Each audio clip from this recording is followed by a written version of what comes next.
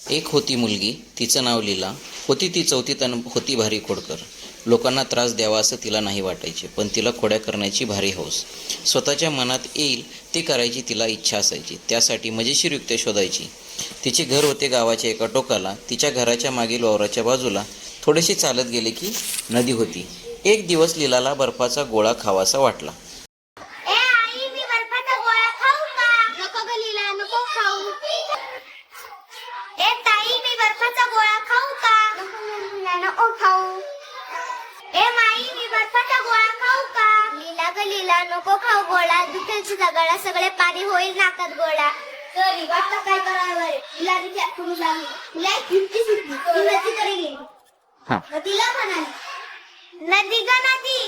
कसं म्हणणार? मग ती स्वतःच म्हणाली, नदी ग नदी, लीलाला खायचा आहे बर्फाचा गोळा. पण माई म्हणाली, दुखेल गळा, खाऊ नको. कोणाची कशी बोलणार? परत लीलाच म्हणाली, पळत जा आणि पटकन खा. ताईपेक्षा मोठी आई, आईपेक्षा मोठी माई, माईपेक्षाही मोठी नदीबाई. माझं ऐक बरोबर. ओ काका, बर्फाचा गोळा कितीला? 10 रुपये. एक द्या ना. हिरवा टाकून द्या ना कलर. धरा एक. 10 गोळा खाऊन परत आली. तिला बोलणारी नदी खूप आवडली. काय आई ना, ताई आई माई यांच्यापेक्षा मोठी नदीबाई.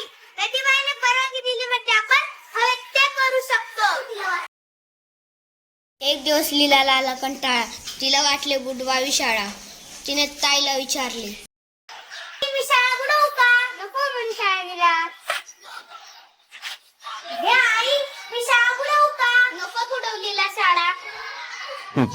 ए माई, मी शाळा बुडवू का? लीला ग लीला, आला जरी कंटाळा, बुडू नको शाळा.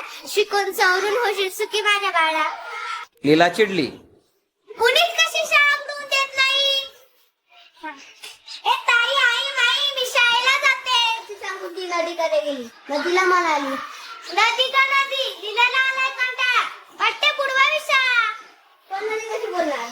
मग लीलाच बोलली, आलाय जरी कंटाळा तर बुडव बिंदास शाळा. ताई आई माई यांच्यापेक्षा मोठी नदीबाई. नदीबाईने परवानगी दिली म्हटल्यावर आपण हवे ते करू शकतो. नदीबाईने परवानगी दिली म्हटल्यावर लीला शाळेत गेली नाही. दिवसभर नदीकाठी वावरात खेळत राहिली. संध्याकाळी घरी आली. तिची ताई तिच्या शाळेत 7वीत शिकत होती. लीलाने शाळा बुडवल्याचे तिला कळले होते. तिने आई आणि माईला पण सांगितले होते. त्या तिघींना लीलाची बोलणारी नदी पण माहीत झाली होती. त्या तिघींनी लीलाची गंमत करायचे ठरवले. तिला शाळा बुडवल्याबद्दल कुणीच काही बोलले नाही. आई बाई, लीला आज शाळेतच नव्हती आली. असं कसं होईल? त्या तिघींनी लीलाची गंमत करायचे ठरवले. तिला शाळा बुडवल्याबद्दल कोणीच काय बोलले नाही. बोला बोला म्हणजे लीलाचा मामा. बोला मामा नेहमी खाऊन घेऊन येतात. त्या दिवशी नेमकी लीला शाळेत निघाली होती तेव्हा तिचा मामा आला. लीलाला खूप आनंद झाला. मामा, काय खाऊ आणलास? तिने विचारली. बोला मामा म्हणाला, लीला ग लीला, माझ्या लाडक्या बाळा, खाऊ म्हणून आणले बदामी पेढे सोळा. बदामी पेढे? ते पण 16? लीला एकदम खुश झाली. पण शाळेला जायला उशीर होत होता म्हणून ती पळाली.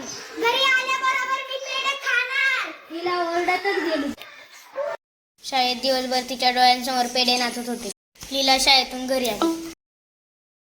ए आई, पेढे कुठे आहेत? शिंगाड्यावरच्या बुट्टीत डबा ठेवलाय बघ. लीलाने स्टूल घेऊन डबा काढला. बुडून पाहते तर डबा सगळा रिकामा. ए आई, एकतर एक पण पेढा नाही. अगं असं कसं होईल? ए नीला, काय नाही, काय झाले? अगं पेढे कुठे गेले? कुठे गेले म्हणजे मीच खाल्ले. मी खाल्ल्यात आणि नदीला दिल्यात. अगं तू बदामी पेढे नदीत टाकलेस, मूर्ख कुठली. अगं हो, तू म्हणाली नको खाऊ, काय करणार नको खाऊ. मग मी नदीला चालले. नदी म्हणाली, लीला पेढे सोळा तुम्ही आठ आणि मला द्या.